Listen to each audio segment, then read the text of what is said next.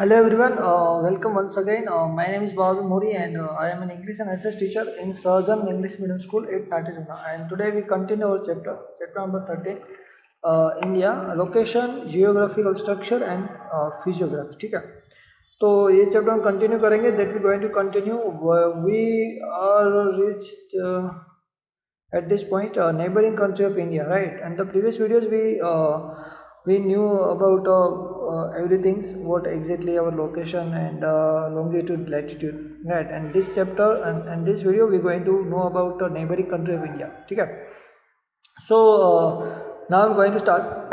India has a common land boundary with Pakistan and Afghanistan in northwest, with China, Nepal, Bhutan in north east and with Myanmar and Bangladesh in the east. ठीक है, India का जो boundary है वो commonly जो है वो पाकिस्तान और अफगानिस्तान के साथ है नॉर्थ वेस्ट में. जो है यहाँ पे आप देख सकते हैं, देखो यहाँ पे look at a map, Pakistan और अफगानिस्तान. ठीक है, सो ये हो गया नॉर्थ वेस्ट, नॉर्थ साइड पे वेस्ट नॉर्थ वेस्ट हुआ है. अफगानिस्तान पाकिस्तान के साथ हमारा कॉमन बाउंड्री है, पाकिस्तान के साथ और अफगानिस्तान के साथ. ठीक है, एंड विथ चाइना ऑल्सो, तो चाइना के साथ नॉर्थ में देखो यहाँ पे चाइना है, चाइना का भी नॉर्थ वेस्ट के साथ नॉर्थ साइड हुआ.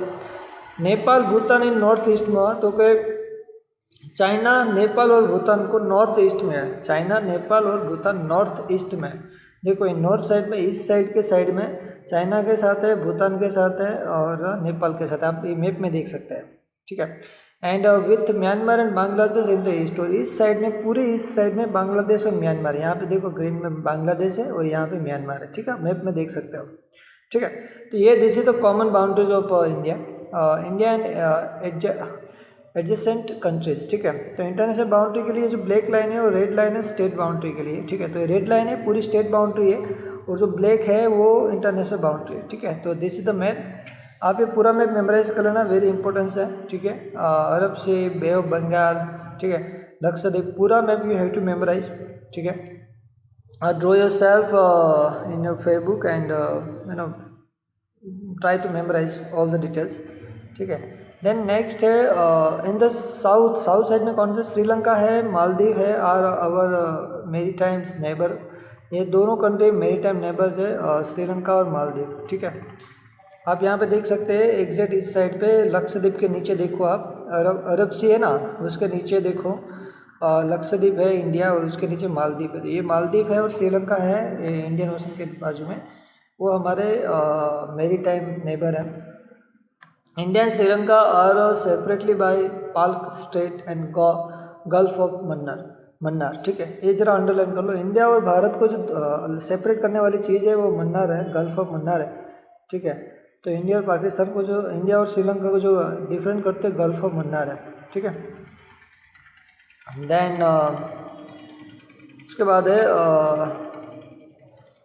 Lakshadweep Island and are located in the Arabian Sea and while Andaman Nicobar Island are located in the Bay of Bengal. ठीक है, जो लक्षद्वीप है आइलैंड वो अरब सागर में लोकेटेड है, जबकि अंडमान निकोबार आइलैंड है वो बे ऑफ बंगाल में लोकेटेड है. ठीक है, we have information about like to know Indira point which was the southernmost point of India was submerge in 2004 due to the tsunami. ठीक है, इंदिरा पॉइंट है जो भारत का सबसे लास्टेड पॉइंट है, जो एंड है इंडिया का, आप कह सकते हैं, वो साउथ साइड में साउथर्न है, जो सबसे साउथ में है, तो उसको इंदिरा पॉइंट बोलते हैं. वो सबमर्ज हो चुका था 2004 में, 2004 में, because of tsunami. With this, इसी के साथ few island of Andaman Nicobar were also submerge into the ocean. इसी के साथ कुछ आइलैंड है अंडमान निकोबार के, वो भी सबमर्ज यानी डूब चुके थे ओशन में. ठीक है, तो ये जरा आपको देखने वाली चीज़ है कि इंदिरा पॉइंट 2004 में सबमर्ज हो चुका था. ठीक है, जो साउथ साइड में इंडिया का जो लास्ट पॉइंट था. Then geographical structure, how the geographical structure built है ना, that we going to learn. बहुत अच्छा चैप्टर है ये, किस तरह से हमारा ये जियोग्राफिकल स्ट्रक्चर बना. देखो, the current physiography of India is a result of tectonic and crustal movement of the अर्थ. जरा ब्रैकेट कर लो इसको. इंडिया का जो अभी का जो फिलहाल जो फिजियोग्राफी है, जो फिजिकल स्ट्रक्चर है हमारा जो अभी राइट इंडिया का, ठीक है, उसको किसकी वजह से, result of tectonic and crustal movement. जो टेक्टोनिक और क्रस्टल मूवमेंट हुआ था प्लेटों का, उसकी वजह से ये हमारा जो फिजिकल जो अभी राइट नाउ जो स्ट्रक्चर है वो उसकी देन है. किसकी देन है, टेक्टोनिक और क्रस्टल मूवमेंट के, ठीक है। Both constructive as well as destructive effect of this movement can be seen. तो हम उसमें देख सकते हैं कंस्ट्रक्टिव मूवमेंट भी है और डिस्ट्रक्टिव मूवमेंट भी है, दोनों में हम आप देख सकते हैं। तो knowledge about the interior of the earth is very interesting. जो हमारे अर्थ के अंदर का जो इंटीरियर स्ट्रक्चर है उसकी जो जानकारी बहुत इंटरेस्टिंग है। The crust of the earth floats over the semi liquid rocks of the asthenosphere, ठीक है। देखो the crust of the earth है, जो अर्थ का जो क्रस्ट है ना, वो फ्लोट हो रहा है किसके ऊपर, of semi liquid. Semi liquid rocks है, उस सेमी लिक्विड है, थोड़ा लिक्विड है, थोड़ा आधा लिक्विड है, आधा रॉक है, इस प्रकार का सेमी लिक्विड है, फ्लोटिंग हो रहा है, तैर रहा है किसके ऊपर, वो जो हमारे अर्थ का क्रस्ट है, on the rocks of the asthenosphere में हो रहा है, ठीक है। तो heat is generated due to the radioactive process in the interior of the earth. जो हीट क्रिएट होता है, जो धरती के अंदर की जो ज्वाला है वो क्रिएट होती है because of the radio activation. जो अर्थ के अंदर रेडियो एक्टिव होता है उसकी वजह से वो प्रोसेस होता है, और इंटीरियर में अर्थ है वो हीट वो जनरेट करता है। कौन जनरेट करता है? रेडियो एक्टिव जनरेट करता है। It tends to reach the surface of the earth by generating conventional current, ठीक है। वो टेंस होता है, वो इंटेंस करता है, वो आने की कोशिश करता है, उसका जो पहुंचने का जो फॉर्म होता है वो सरफेस पे आने का, ऑफ द अर्थ, पृथ्वी की सरफेस पे आने का, बाय द जनरेटिंग, किस तरह से आता है, बाय द जनरेट करता है वो कन्वेक्शनल करंट। जो कन्वेक्शनल करंट होता है वो जनरेट करता है, ठीक है, उसके थ्रू वो पृथ्वी के सरफेस पे टेंस करता है, पहुंचता है। दिस अपवर्ड करंट, जो ये आगे जाने की जो from the bottom to the earth surface जो ये प्रोसेस होता है, ठीक है, upwards current break up earth layer into the large piece. तो उसकी वजह से पूरा जो करंट ब्रेक है अप लेयर का वो इनटू लार्ज पीस में वो ब्रेक हो जाता है, ठीक है, which is known as a lithosphere plates. इसी को लिथोस्फीयर प्लेट बोलते हैं, ठीक है। लिथोस्फीयर होता है जो लैंड होता है, सोयल होता है, जिसकी वजह से भूभाग बना, उसको हम लिथोस्फीयर कहते हैं ना, तो उसको बोलते हैं लिथोस्फीयर प्लेट या टेक्टोनिक प्लेट्स, है ना। तो टेक्टोनिक जो शब्द है उसका हम लिथोस्फीयर भी कह सकते हैं। लिथोस्फीयर यानी जो जिसके ऊपर we can materially available, right, we can physically touch, उसके ऊपर जब हम रह रहे, सोयल, अर्थ, लिथोस्फीयर हुआ ना वो, ठीक है, और टेक्टोनिक प्लेट भी कहते हैं। तो इस तरह से लिथोस्फीयर यानी इस तरह से हमारी पृथ्वी का जो लिथोस्फीयर है वो क्रिएट हुआ। इस तरह से ये पूरा प्रोसेस मैंने बताया आपको कि जो अंदर का पृथ्वी का जो क्रस्ट था, रॉक्स था, सेमी लिक्विड पार्ट्स था, जो सरफेस के अंदर वो कुछ तरह से वो कन्वेंशनल करंट की वजह से जो उसका जो इंटेंशन था पृथ्वी के ऊपर आने का, वो विद करंट पावर था, और उसी को जो लार्ज पीस में डिवाइड हो गया, तो उसी को हम लिथोस्फीयर कहते हैं, ठीक है, और टेक्टोनिक भी कहते हैं। तो there are 7 major tectonic plates, तो उसी का 7 मेजर टेक्टोनिक प्लेट हुआ। तो लिथोस्फीयर उसके 7 पार्ट्स हो गए, ठीक है, 7 भाग में, इसीलिए 7 खंड कहते हैं ना। तो 7 पार्ट्स में there are 7 major tectonic plates, 7 major tectonic plate हुए। दीज आर कौन कौन से? पैसिफिक प्लेट है, यानी एक पैसिफिक लिथोस्फीयर भूभाग है, पैसिफिक प्लेट है। नॉर्थ अमेरिका प्लेट है। थर्ड है साउथ अफ्रीका प्लेट है। फोर्थ है यूरो एशियन प्लेट, और फिफ्थ है अफ्रीकन प्लेट। 6 है इंडो ऑस्ट्रेलिया प्लेट जो हमारी है, एंड 7th है एंटार्क्टिका प्लेट, ठीक है। तो 7 खंड हो गए ना, 7 भूभाग। तो ये 7 जो लिथोस्फीयर जो प्लेट्स स्पीसीज है, जो भूभाग के जो सेपरेट हुए वो इसकी वजह से हुए, ठीक है। तो काफ़ी अच्छी चीज़ है plate. At the same place this plates are drifting away from each other, एक दूसरे से ड्रिफ्टिंग हो रही है, दूर जा रही है, drifting away from each other, and which are known as a divergent plates, ठीक है।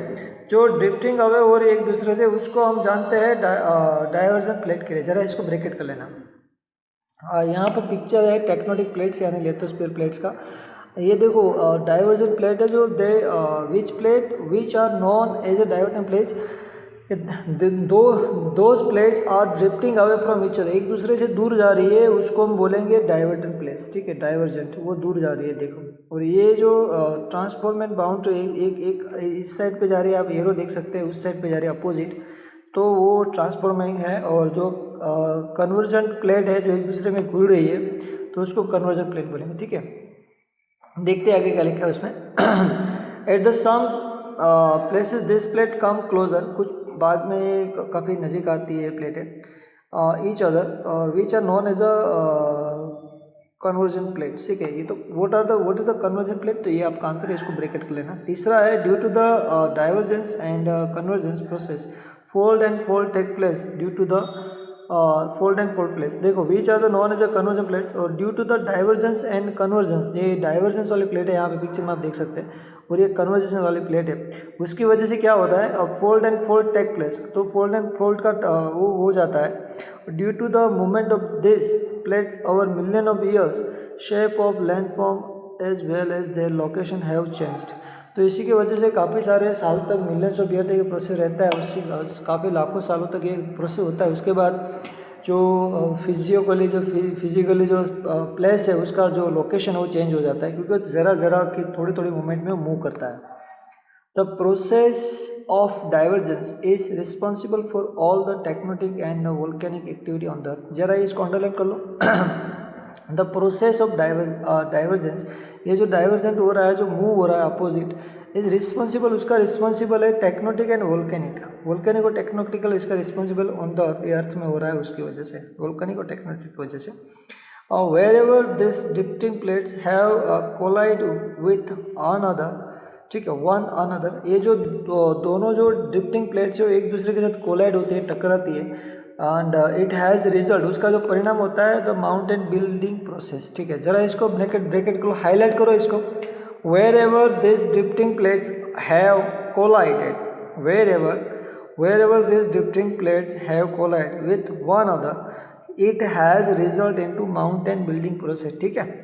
इसी की वजह से माउंटेन बिल्डिंग प्रोसेस होता है कि the drifting plate have collide then the mountain building process, जो माउंटेन बिल्डिंग होता है उसकी माउंटेन बिल्डिंग की प्रोसेस है, because of the drifting plates है वो एक दूसरे के कोलाइड होती है, टकराती है, ठीक है। यहाँ पे देखो है ना डाइवर्टिंग प्लेट्स, तो ये तो इसकी वजह से ड्रिफ्टिंग प्लेट होता है, जो एक दूसरे की ड्रिफ्टिंग हो रहा है, ठीक है। तो पूरी तरह से ये जो कोलाइड होता है, तो उसी की वजह से माउंटेन बिल्डिंग प्रोसेस होता है। Wherever this plates drift away, जो एक दूसरे से ड्रिफ्ट हो रही है, दूर हो रही है, drift away, and fissures are created within the landforms and ocean, ठीक है। तो ये लैंड फॉर्म और ओशन में वो क्रिएट हो जाता है। The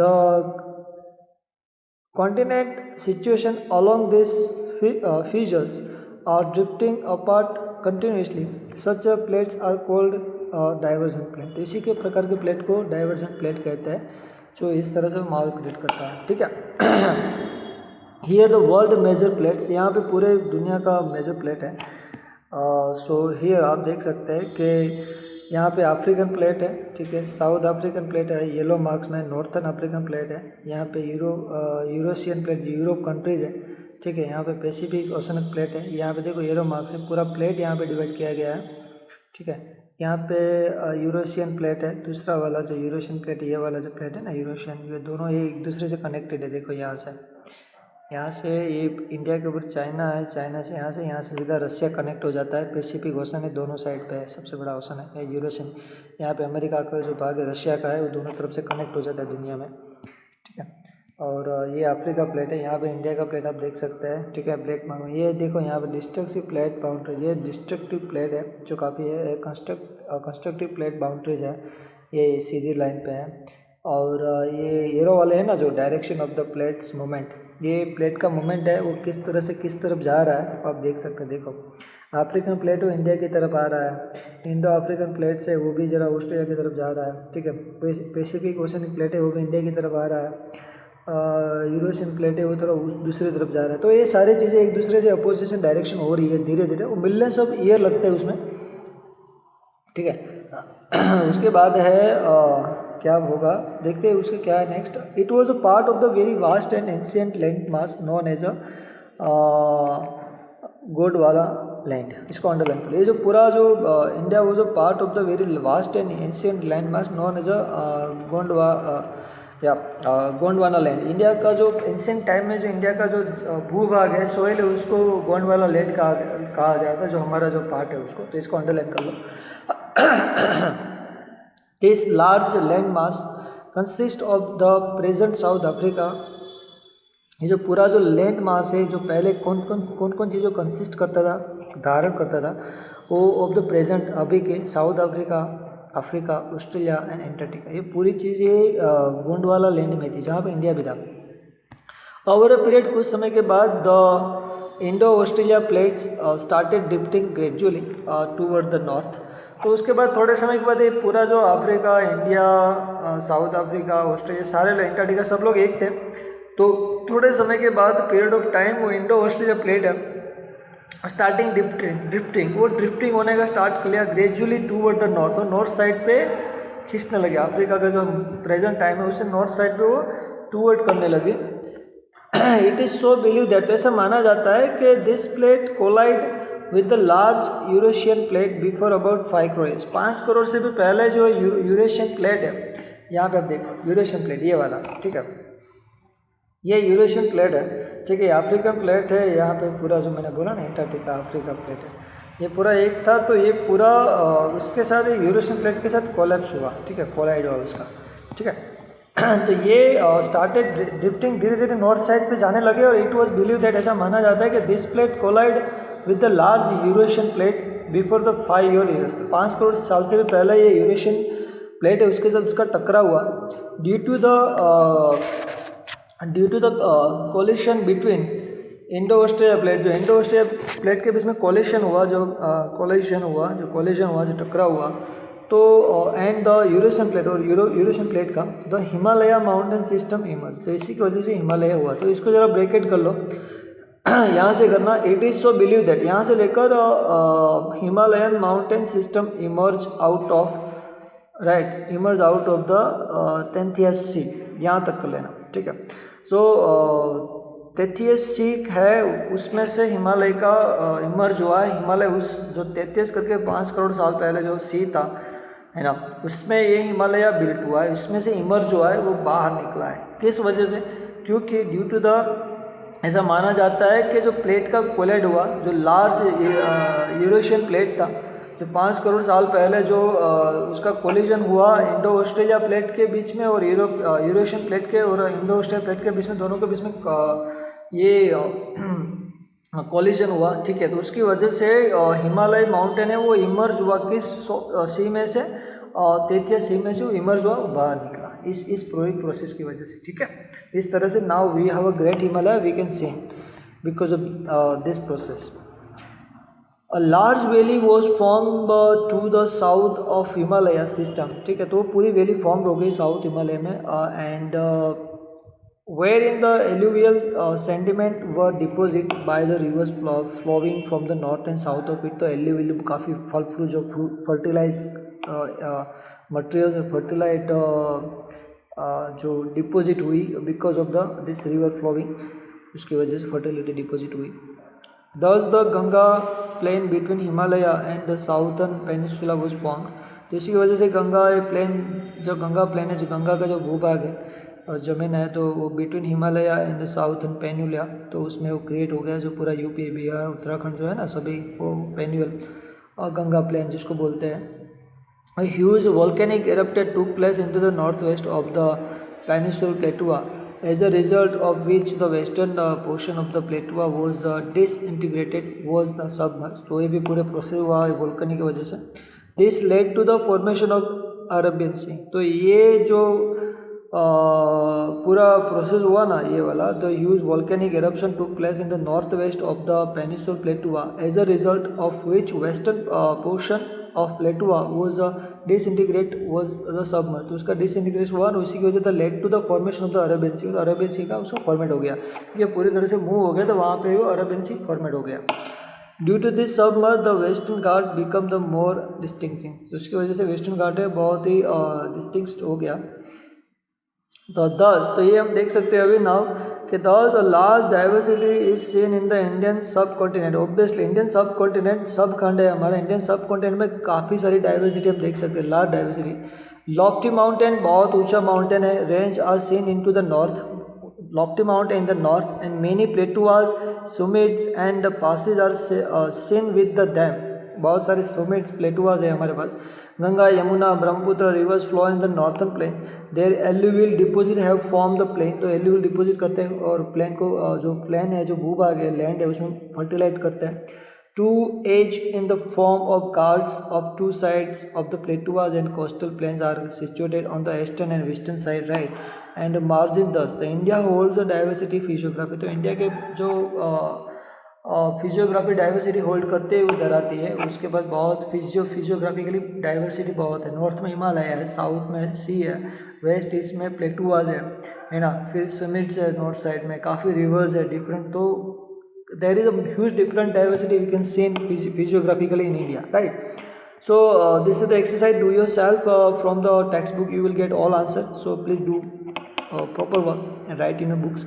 So please, now this chapter is finished, the next chapter we will upload on YouTube according to our timetable. So please stay home, stay safe, take care of yourself, have a nice day.